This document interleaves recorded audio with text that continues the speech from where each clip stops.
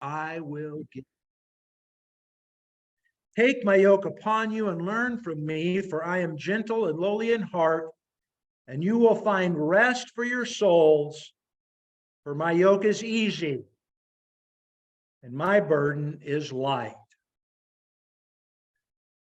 Get that out of the middle of the screen. Maybe I'll make that a little. This is, as I say, a beautiful sentiment, a beautiful invitation, and it has to do with the little bookmarks, the bookmarks of life that we have, God's emergency numbers. You'll see them in the tract rack. And so this lesson really is about, the second listing there on that bookmark, how to find joy. And by the way, I might add that there's a very condensed version of what is going to be this sermon this morning on our website. So keep that in mind, passing out those bookmarks to your friends and coworkers, your neighbors and family members. That can be a very important and useful way of maybe striking up a spiritual conversation. Also remember that as time goes on, I'll be adding more articles to the church website. That's redbluffcfc.com. And on that bookmark, the web address is given so that, first of all, it can be a resource to you and it can be a resource to your friends that you give these bookmarks to. And so here is just kind of an idea about how we can share the joy that we have and what we've found in Christ Jesus. This is an invitation that Jesus offers here, that we really need to be able to understand ourselves, putting us in a position to better share it with others around about us. I do think that misunderstanding this invitation is really quite common. I think there's a lot of people in the world who don't really think it's much of an invitation at all. I mean, have you ever been invited over to a friend or coworker's house, maybe someone that you just pretty casually know, and they suddenly invite you over for dinner, and you get over to their house and you find out that it's an Amway presentation? Does that ever happen to you? Okay. Well, that's what I think a lot of people might think about this invitation. They might think it's like an Amway invitation. Okay. They really aren't interested in it because they don't really understand what it is that Jesus is offering them. And so it's undervalued, or it might be something that they do value. I mean, I think you're going to run into a lot of people who recognize, yeah, I do have a lot of burdens and I do feel worn out by life, but they kind of doubt whether or not it's Jesus who can lift that burden from them. It's rather like me telling you, hey, I'm going to this presentation on buying vacation property in Hawaii.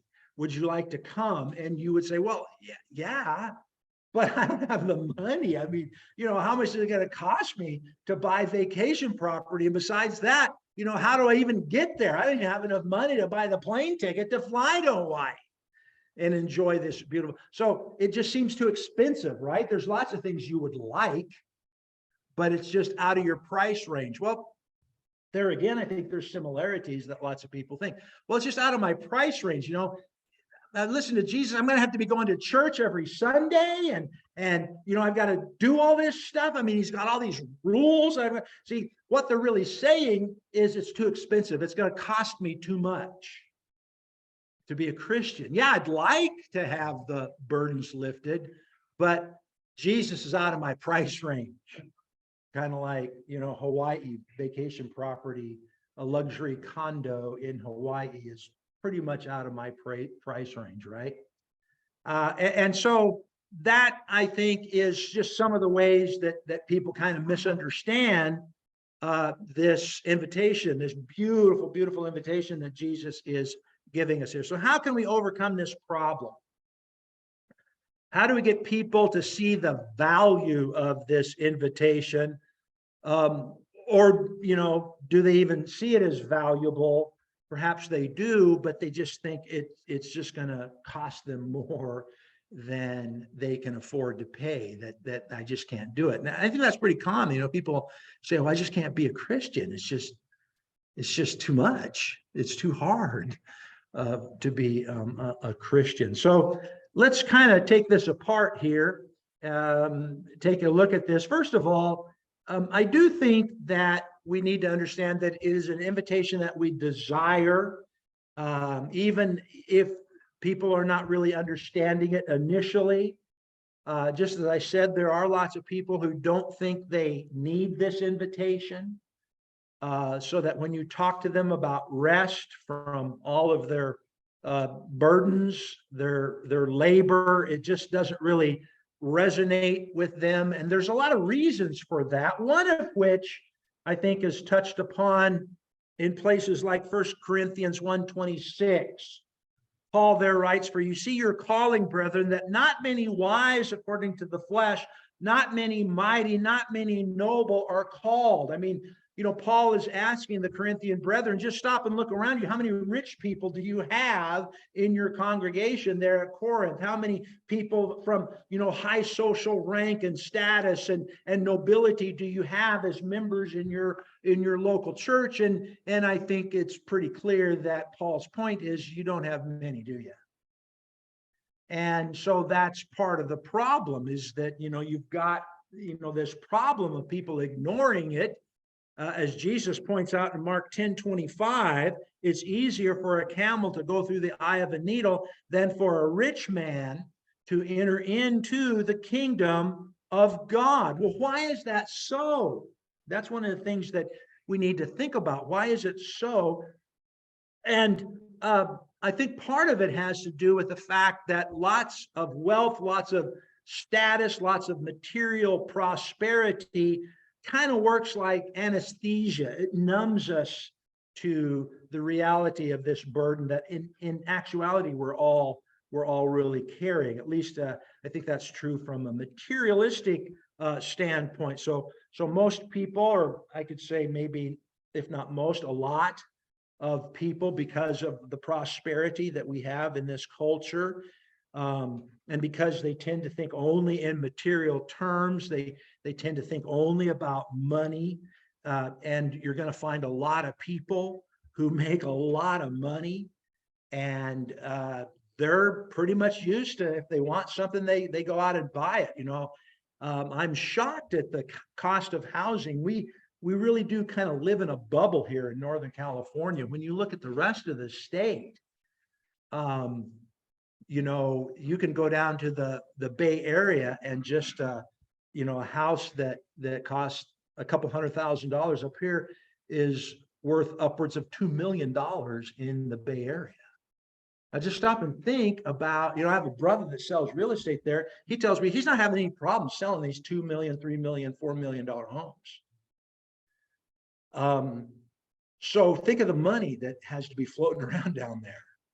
And the other thing is, we need to understand that we're in the bubble up here. The rest of California is kind of different economically than we are. So you're going to run into lots of people in this area, not maybe locally, but thinking more of, you know, statewide, that have no problem in making a lot of money. They make a lot of money. If they want something, guess what? They go buy it, you know, and that's pretty much how the life works for them. Some prosperous people perhaps realize that that's kind of a fake thing, that you can't buy joy, you can't really buy happiness, you can't really buy contentment, that idea is kind of a sham. But it does still affect them, I think, in the standpoint of not really understanding that this is a ritual issue. So the culture around them, prosperity still has that numbing effect. So it ends up being difficult for them to see. I know people who are very wealthy, but maybe they've been married and divorced multiple times. It just seems like they're have this problem of, getting married and divorced and married and divorced over and over again. And for them, it seems to be a real struggle for them to realize that maybe there are some underlying spiritual issues to all of these failed relationships. And so the real issue here is that, once again, materialism, it might not be overtly the issue of money, but it is a materialistic view toward life, and it's kind of deluded them into a happiness quest. And the point that I'll really make in this sermon is that it really maybe ought to be a truth quest that we're on, that people who are really going to respond to the invitation that Jesus is giving us here have got that figured out. That life isn't a happiness quest, it's a truth quest. You're not on a quest just to find happiness and contentment. You're on a quest to find truth. And that, I think, is much the problem. And so what you're going to see, I think, out there in the world, and again, this crosses socioeconomic boundaries.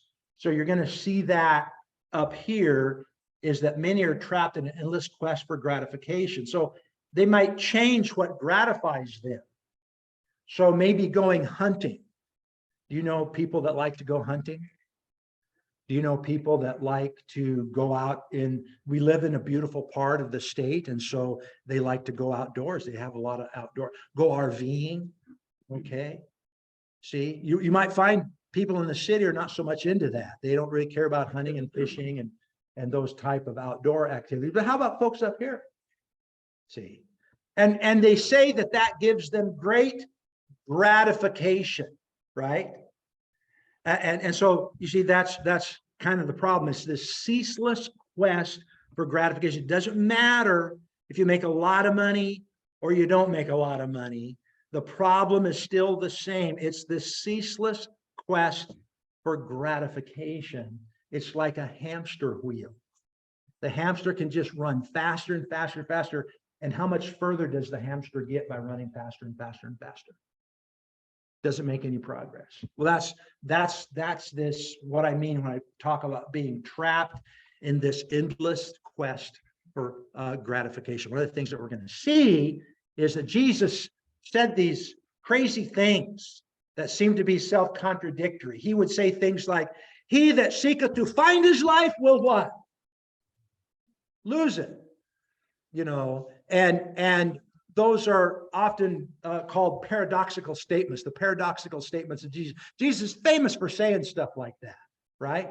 Well, this is what he means when he says that you are trapped in this ceaseless quest for gratification in this life, and you'll never find it. You'll run faster and faster and faster, and you'll never find it, because you'll never find joy, no matter how fast you run on that hamster wheel, because it can't give it to you. See, now this really is getting closer then to the point that we need to really appreciate and understand, that as Christians, this is what we figured out. As Christians, we've figured out that the gospel is designed because we have felt that burden. For most of us, it was more of a spiritual issue, wasn't it? We felt the burden of sin, and that brought guilt. And we knew that we needed to do something about it. Okay. But the point is that's what Jesus is inviting you to appreciate and understand. And that's what you and I need to appreciate and understand. That's what the gospel is good news, because it's designed to lift that burden, that labor, that ceaseless trap on the spiritual hamster wheel. Okay. And the point to understand in all this is that this has to be a realization that occurs on the individual level. Now, that doesn't mean we can't help other individuals see this, but it does mean that we cannot force other individuals to see this. It doesn't matter how much you love them. This is the frustration that I see many Christians struggling with, because they have someone that they love very dearly, And it's just clear that they're not interested in the invitation. They're not interested in what Christ is having to say. But don't despair, because there is something that exists, I think, in all of humanity. God has sort of built this something in us, this desire in all humans, and that is this desire to kind of get rid of those burdens, that we are kind of plagued with these issues, these problems, these struggles, these difficulties that we really shouldn't have to be carrying, okay? And that actually turns into a good thing. Look in Ecclesiastes 3 at verse number 11, kind of hints at what God has just kind of built into all human beings. Ecclesiastes 3:11 says, he has made everything beautiful in his time, and also he has put eternity in their hearts. That's a phrase I really want to focus on, that God has put eternity in their hearts, except that no one can find out the work that God does from beginning to end. Unfortunately, I don't know why the King James Version renders that word eternity into world. He's put the world in their hearts. That's really not a very good translation of the term. It does talk about eternity, and it's this yearning for something more. It's this sense that what is this life all about? There's got to be more to life than just this physical life, and that's the eternity that God has put. There's this sense that we're not made to just live for 70 or 80 years and then just cease to exist. And that's something that, even though it's a burden, that's what Jesus is talking about in Matthew 11. He's talking about that burden because there's people out there that have that sense, but they're not getting an answer to it, or they're kind of dulling the answer by their ceaseless pursuit of materialistic ends, whether that's having fun or making a lot of money or whatever the issue might be. So there's lots of reasons why folks get mixed up on this, and the fact that you really need to be able to come to this realization on your own, that this has to be something that we allow people to work through and come to the realization on their own. It's kind of like the prodigal son in Luke 15:17. There it says, but when he came to himself, okay, his dad didn't go running after him when he left. When he went off into the far country of sin, he let the son go. And it was through those negative experiences, when he got dirt poor and began to look at the food that hogs ate as something that he thought might be pretty good to eat. And that's when he began to realize, wow, this is awful. But when he came to himself, he said, how many of my father's hired servants have bread enough and to spare, and I perish here with hunger? Okay. The same is true in Psalm 14, verse number 1. The fool has said in his heart, there is no God. They are corrupt. They have done abominable works, and there is none who do good. The point that I'm really driving at here is that in spite of this refusal, there is no God, or to think I can go off into the far country of sin and prosper in that far country of sin, that does create a burden. And that's what Jesus is talking about. And that's a good thing. Okay. Actually, you can turn that into a blessing. How? By compelling you to look. There has to be a way of satisfying that longing that God, that sense of eternity that God has placed in my heart. There has to be a desire to find that answer, to find satisfaction, happiness, joy. That's what Ecclesiastes 3:11 is talking about. And it is put into every human being by who? By God. All right. And that's a blessing. The marvelous thing about God is how he is always able to turn what at first seems to be a burden into ultimately a blessing. Didn't the prodigal son turn the burden into a blessing? Yeah, that's the way God typically operates. And this is what we have understood, and this is what we're trying to help other people understand. It's this longing for answers, what many people will call the quest for joy, the quest for happiness, the quest for contentment. And it's so universal.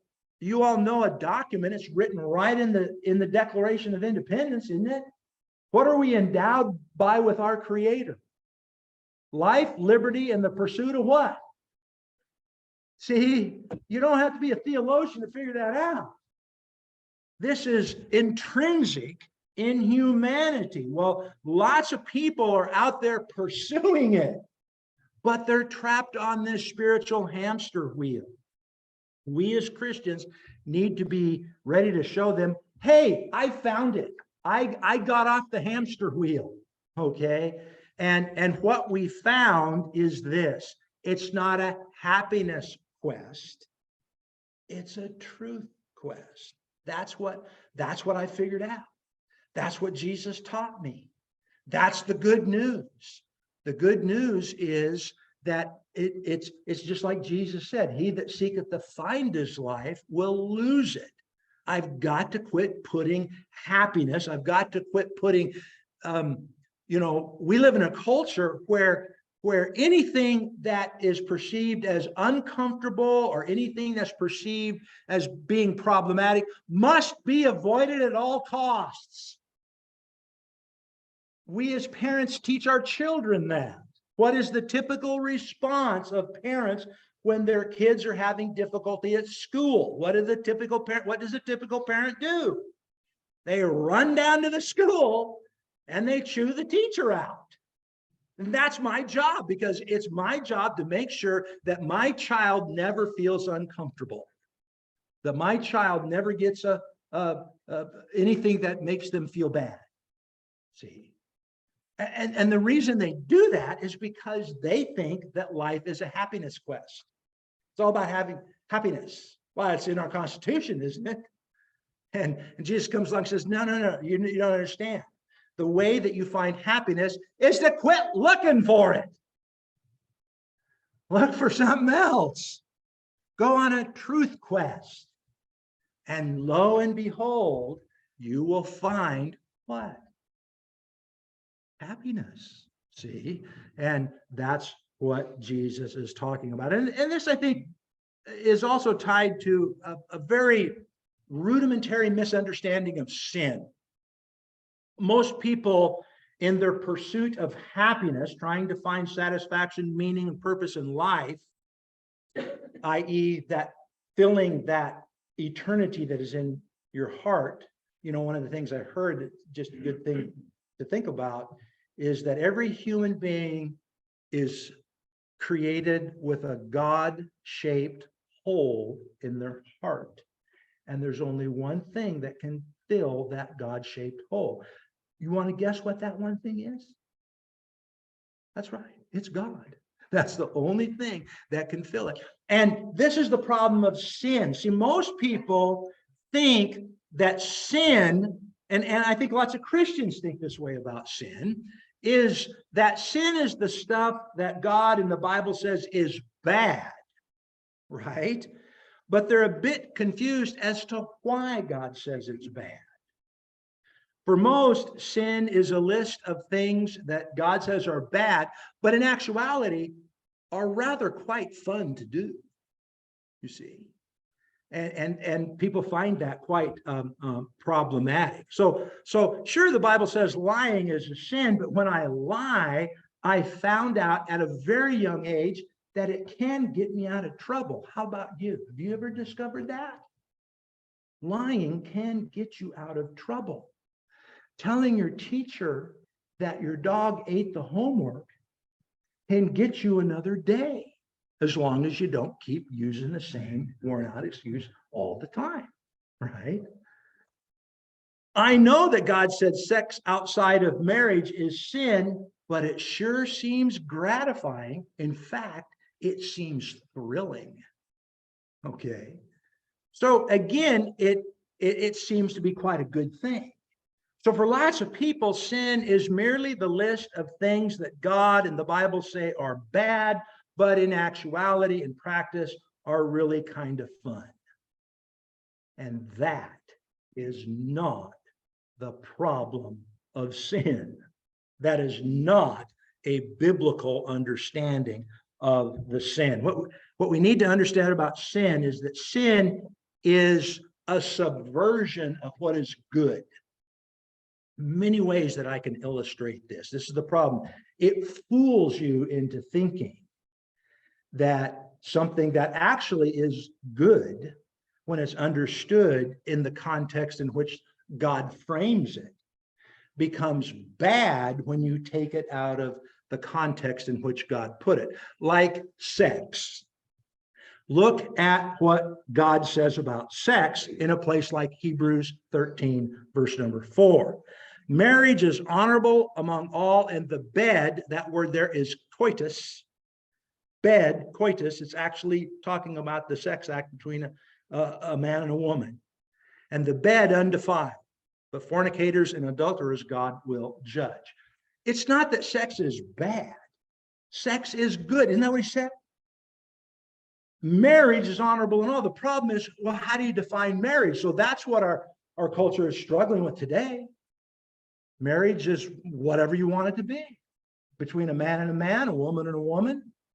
It's not going to be much longer until I think there's actually been some cases of people marrying their pets. See? And that's the problem. How do we define that? See, it's a subversion. The problem is marriage is good. Marriage is honorable in all, but you subvert it. You twist it and pervert it into something that's bad. Sex between a man and a woman is good. It's honorable in all, but outside the sanctified relationship of marriage, it's not good. It's been subverted, you see. The same is true for money. Another way to illustrate this, 1 Timothy 6, beginning at verse number 9. But those who desire to be rich fall into temptation and a snare, and into many foolish and harmful lusts, which drown men in destruction and perdition. For the love of money is a root of all kinds of evil, for which some have strayed from the faith in their greediness and pierced themselves through with many sorrows. It's not that money is inherently evil. It's not. In fact, we've seen many occasions where the early church, in our study on the book of Acts, took money and did some really good things with it in helping their needy brethren. That's wonderful. That's great. Money is good, but it can be subverted. It can be twisted into something that is very bad. And that's what Paul is talking about, by creating a sense of trust in the money. I don't have to worry. I don't have to listen to that invitation. I'm not heavy laden. I can buy anything I want. You see? Well, that's the problem. Money is subverting the idea. That love of money, rather, is where the problem comes. And so that's the problem that we need to understand. It subverts the yearning, the sense of eternity that God put in your heart. It dulls your ability to recognize where you're really going to get that yearning satisfied. So you turn to money, and it turns, money, which is actually a good thing, into a bad thing, because you'll never make enough. There's never enough money. Or sex. It's not that sex is a bad thing, but there's never enough sex. All it will do is give you fleeting, momentary dribs and drabs of gratification, and then, like smoke and mirrors, it'll disappear. And that's the happiness quest that our culture is trapped in. It's nothing new, you see. It's the happiness quest. It will never be fully satisfied. The momentary gratification that sin gives soon vanishes. Sin always takes more than it gives, and that's the problem, you see. Sin is bad because it subverts what is good. And in this lesson, what we've talked about is it's a good thing that God placed in your heart, that sense that there has to be a God. There has to be more to this life than just that. It's just materialism. That's a good thing, because guess where it pushes you toward? It pushes you on a truth quest, but sin subverts that truth quest into a happiness quest. And you just get on that spiritual hamster wheel and you just run your little legs ragged, and you'll never get the answer. And so that really is the point. Accept the invitation of Jesus. That spiritual hamster wheel is just going to go around and around and around. It will never stop.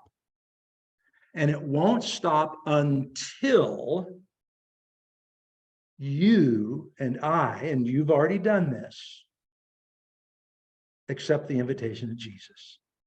That unsettled place in your heart of hearts, that yearning to find satisfaction, to find the answer, to find peace, contentment, satisfaction. God put that in your heart.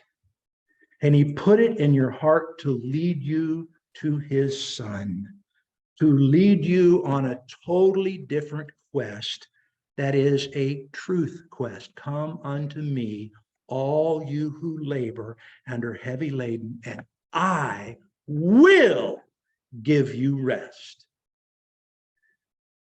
We can look at some other passages that emphasize that as well. John 10:10, the thief does not come except to steal and to kill and to destroy. I have come that they may have life and that they may have it more abundantly.